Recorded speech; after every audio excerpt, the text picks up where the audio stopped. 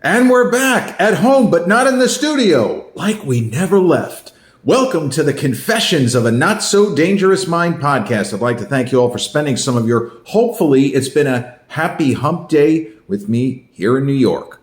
But once again, we're going to skip past all that promotional jazz and get right to the guts of the episode. Well, the reason why I'm not recording in the studio is because I am having microphone issues. I have no idea what's going on. Everything is on. It's just not recording. The recording goes, but there is no sound. I hear myself talk. The microphone is registering sound, input, output, but it is blank. I keep recording 30 seconds where I'm talking. It's supposed to be working. It's not working. So I apologize. I have to figure out my microphone issues, but at least this is reasonably good sound. Might be a little bit loud. And now you get to see a different area of the house. I guess if you haven't, it's not the worst, as you know. Very fortunate. But I wanted to record this episode yesterday, and I didn't really run out of time so much as I ran out of life force. I was too tired. It was a really long day. I got home, I said, I'm going to record, and it didn't happen. And normally, if I set my mind to, I'm going to wake up at 3:25 a.m. and work out, you tough it out, as my mom would say, tough it out, Jay, tough it out. But yesterday, I just ran out of gas, as they say. So I'll do tonight, what I was going to do yesterday. Now, today is the 31st anniversary of the release of Steven Spielberg's Jurassic Park. But I've spoken of that film on the channel. What I was going to do yesterday was the 31st. Spielberg's Jurassic Park would be the 32nd today. It was 1993. Yesterday was the 31st anniversary of the release of Jan DeBont's Speed. And that is not a film which I have discussed on the channel, and not for lack of lots of trivia floating around. It just, for whatever reason, hasn't come up. I don't know that I've even mentioned it. Maybe in passing in an episode when the key supporting actor in this movie, his name always comes up. So maybe that's when I have mentioned this.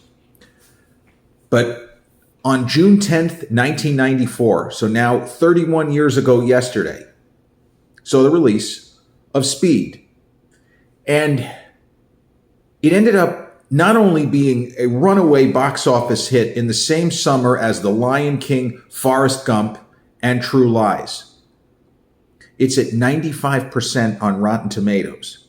Now, for a straight up, balls out, as we like to say, action thriller, which, it could never happen. The movie would be over in the first 3 minutes as soon as, okay, you're on the LA freeway, and if the bus drops below 50 miles an hour, yeah, the movie's over. It wouldn't even be as long as the full theatrical trailer.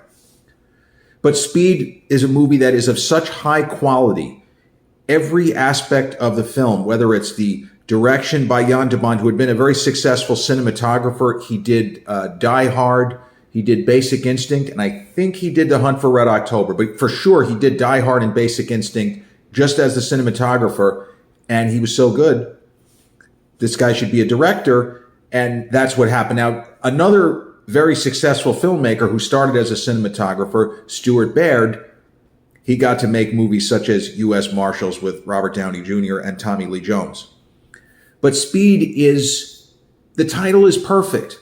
It's literal, it's figurative, it's metaphorical, it's symbolic, it's everything, but it's perfect. Because the film is about a terrorist who basically hijacks, without actually being on the bus, that's a kind of a twist, he hijacks a bus, or to be more precise, he wires a particular bus with an explosive device that will set itself when it reaches a certain speed, and it will detonate if it drops below 50 miles per hour.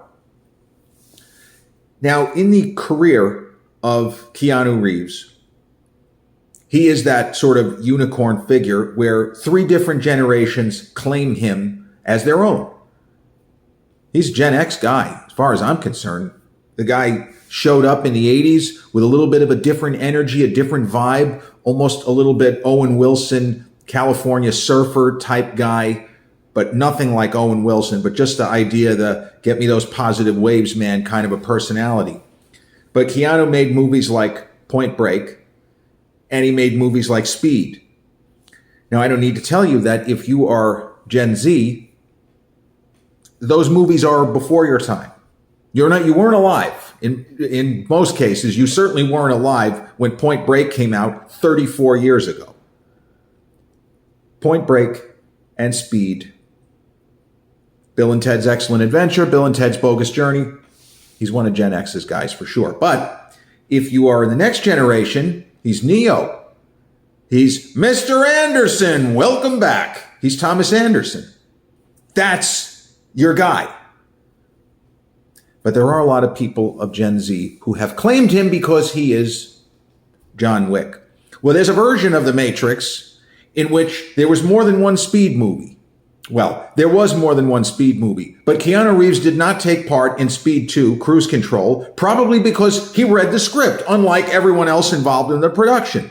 I don't understand how anybody thought that movie was going to work, including Willem Dafoe. If you've ever seen that meme with Willem Dafoe where his eyes are unbelievably big and he's smiling maniacally, it's from Speed 2 Cruise Control, and it's probably the moment where he, spoiler alert, is with Sandra Bullock and goes, "How do you like the vacation so far?"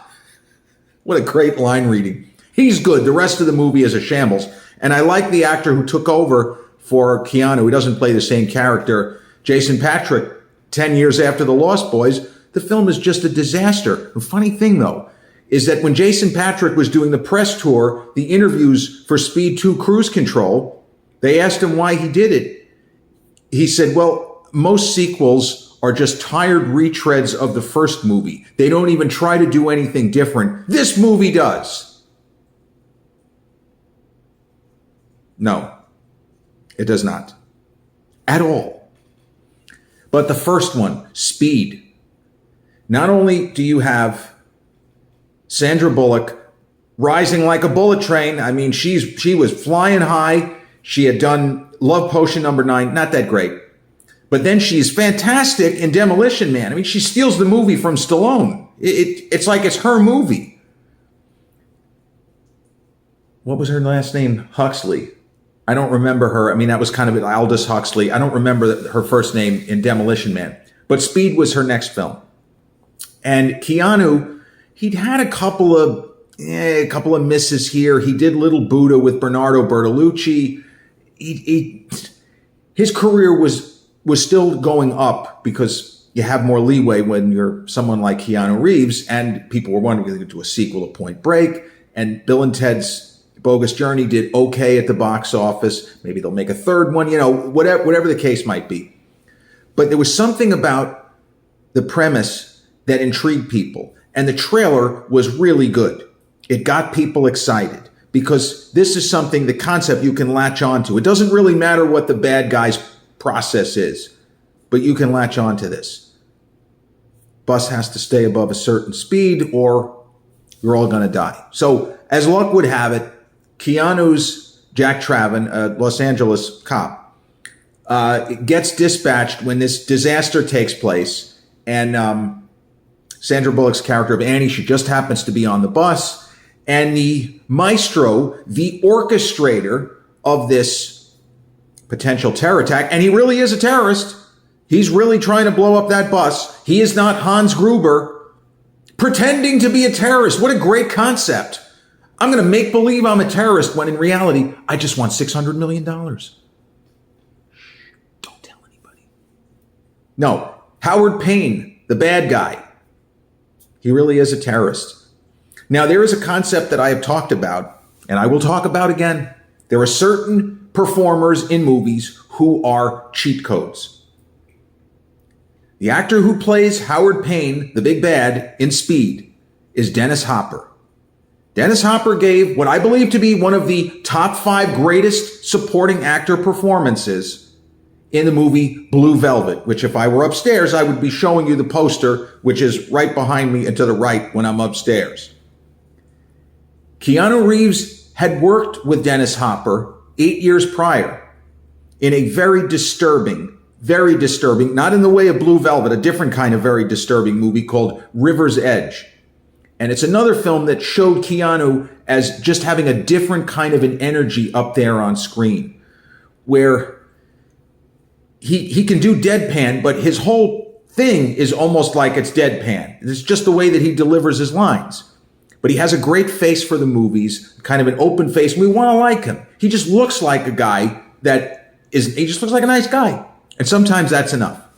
In a movie like Speed, you get that, but you also get a lot of anger and sort of rage. And I don't know that Keanu necessarily plays rage the way, let's say, some of the other action stars of the era older than him, Arnold, Stallone, you want to throw Chuck Norris or even Bruce Willis in there. But Dennis Hopper, in that year of 1986 that I just mentioned, he had 3 big movies, and he gives distinctive performances in all 3. And he was nominated for supporting actor for a film that many have as their favorite sports movie of all time, and many others have it in their top 5 or top 10. I think it's in my top 10, Hoosiers, it's Gene Hackman's movie. But Dennis Hopper plays a key supporting role of a local basketball coach who was kind of a washout, and now he's helping Gene Hackman's Norm Dale to coach his son on this, high school basketball team, Hickory, a town in Indiana. Well, Hopper was nominated for the wrong movie. He gives the least effective performance of 1986 of his 3 films in that movie. I don't understand how the Academy could have watched River's Edge, where he plays a real weirdo, like a hermit in the woods. This guy could be a Ted Kaczynski, but he's not really Ted Kaczynski, but he's a fucking weirdo. He's having sex with blow-up dolls. I mean, at least with Ryan Gosling in that movie, Lars and the Real Girl, I don't think he's having sex with the doll. Well, Dennis's character in River's Edge, I think he is. I mean, we don't see it, thank goodness. So he's a real weird guy, but he's not antagonistic to the other characters. He's just somebody that, you know what, maybe we ought to just stay away from that guy. Just leave him alone, let him do his thing over there, whatever. But Blue Velvet is spectacular, and his performance is off the charts. So I don't know what they were doing nominating him for Hoosiers. He didn't end up winning. I mean, why would he? It was just, it's a good performance, but it's nothing like the other 2. In this film, though, Hopper gets to develop a character that is more than just a scary scumbag as Blue Velvet. I mean, that doesn't really do justice to Frank Booth, or a weird hermit living in the woods. We think, is he really living there? What's going on? Or Hoosiers, where he is unfortunately a raging alcoholic. In Speed, we get the idea that he's a spiritual cousin to John Malkovich's Teddy KGB from the previous years in The Line of Fire, where he didn't start out as a terrible person. He was somebody who did really bad things for God and country. We're talking about John Malkovich in The Line of Fire. And then they felt that he had outlived his usefulness. They sent somebody that he used to work with, who he had considered his closest friend. They sent that guy to kill him. And he said, you know what?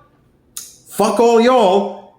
The skills that you gave me, that you taught me, the things you made me do for you, and you try to kill me? Well, in the immortal words of Sylvester Stallone's Rambo, I'm coming to get you. I'm coming to get you. And that's that movie. Well, in this movie, the character of Howard Payne doesn't have that much of a beef, but he has his own issues with the system.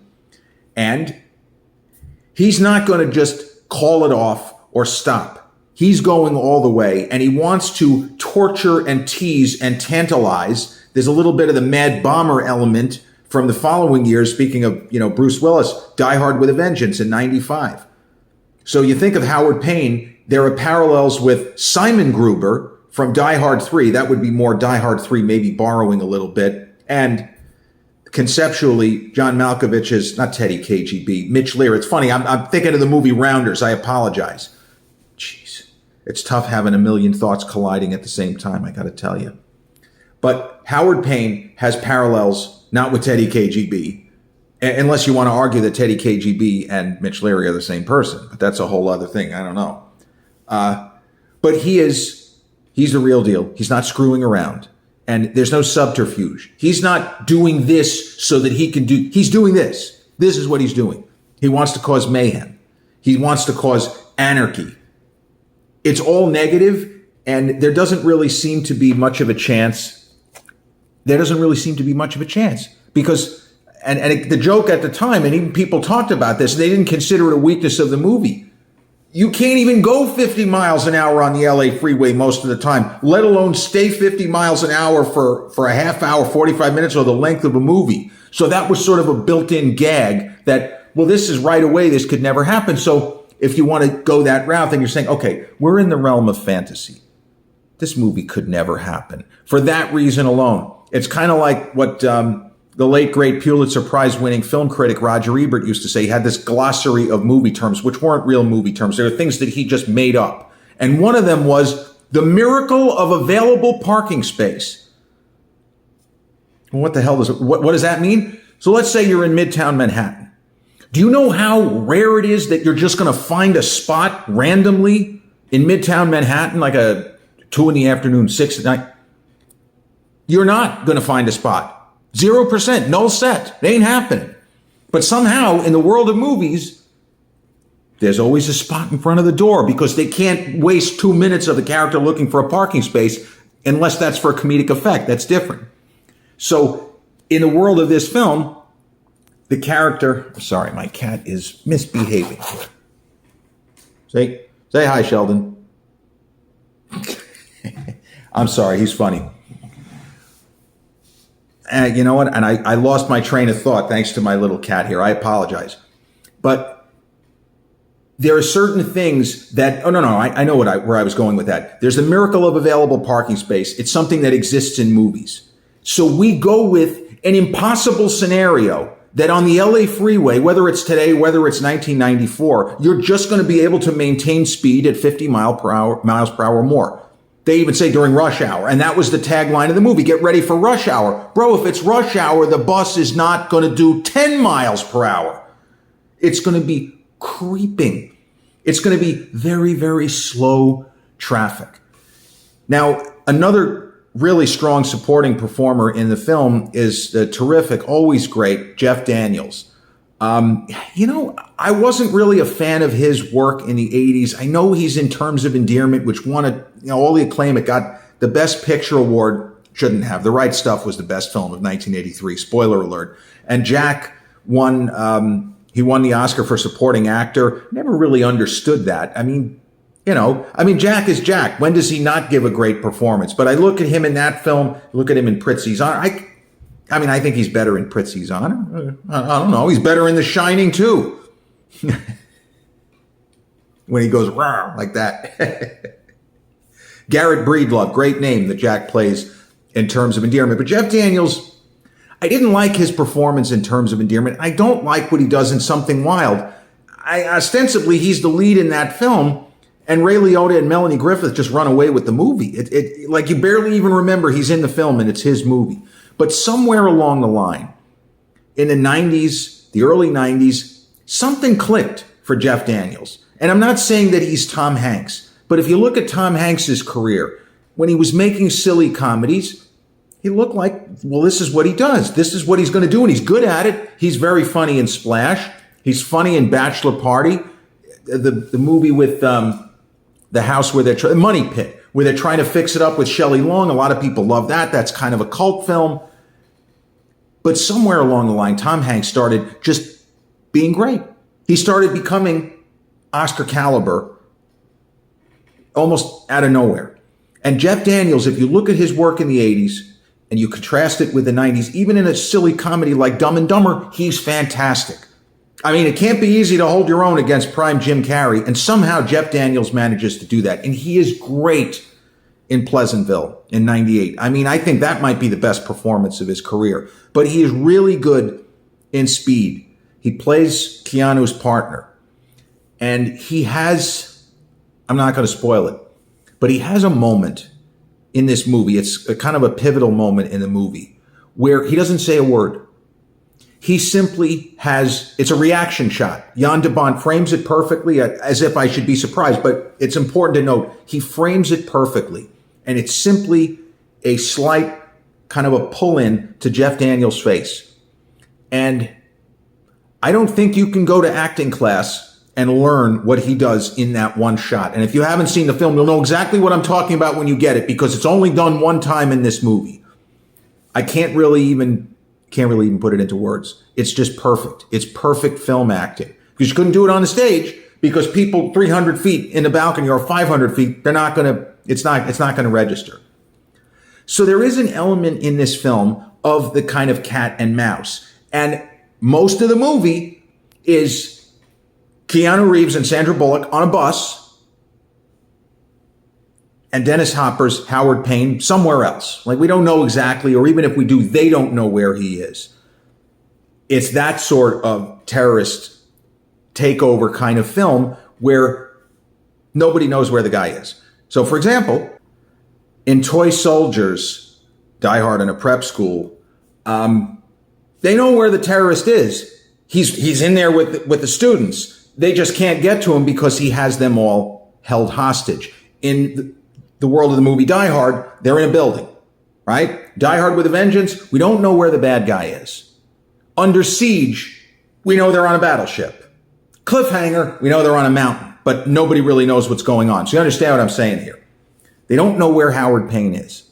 And he is exacting mayhem from everywhere. And he has like some remote control kind of shit, which, you know, if you want to use the word drone, he has some real high-tech stuff. It doesn't really look like high-tech stuff, but he has some pretty heavy stuff with him. So one way or another, he's going to go out in a blaze of glory. It's just a question of how many dead people are going to go along with him.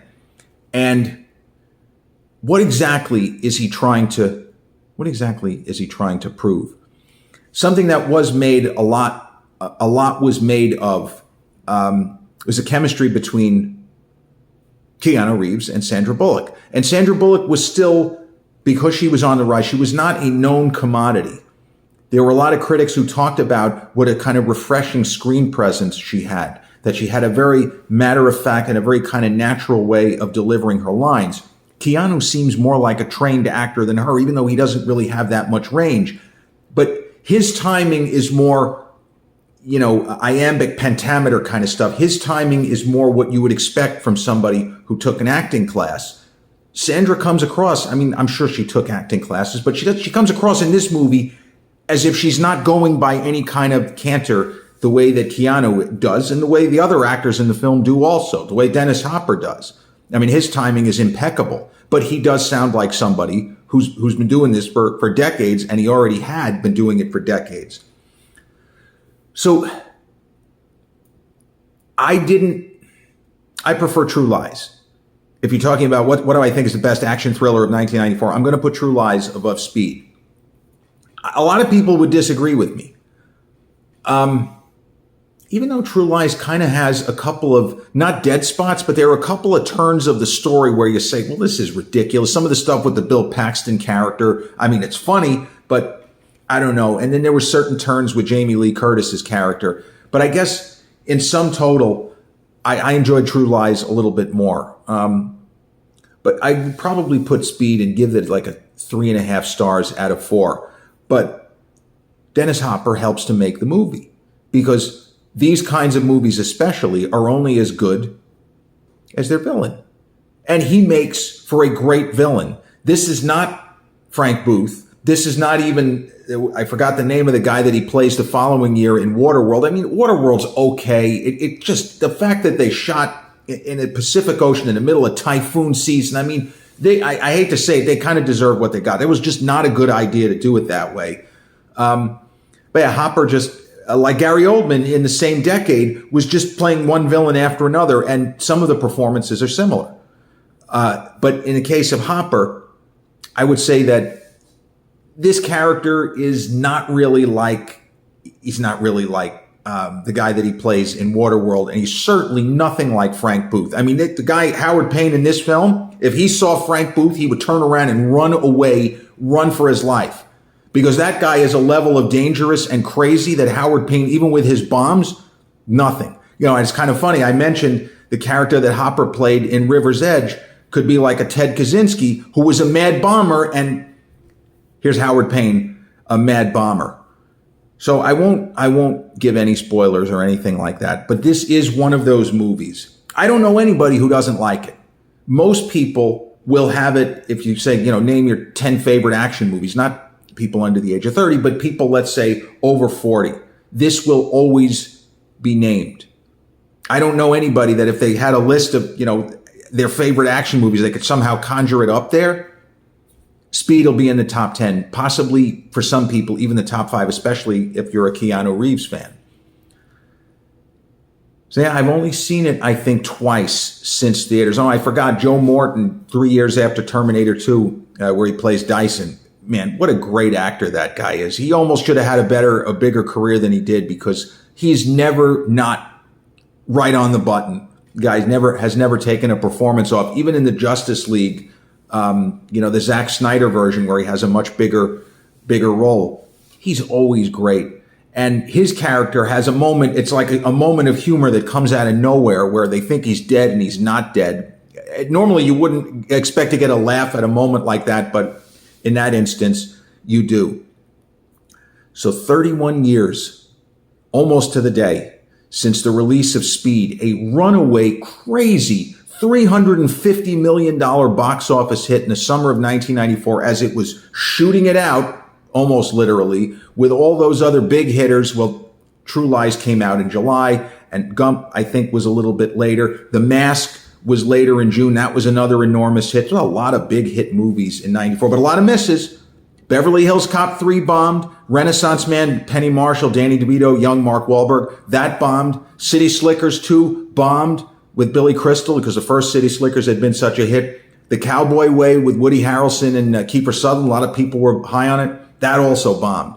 So there were the big hits, but then there were the swings and misses. As any movie summer, you could find films which surprised on the long side and surprised on the short side.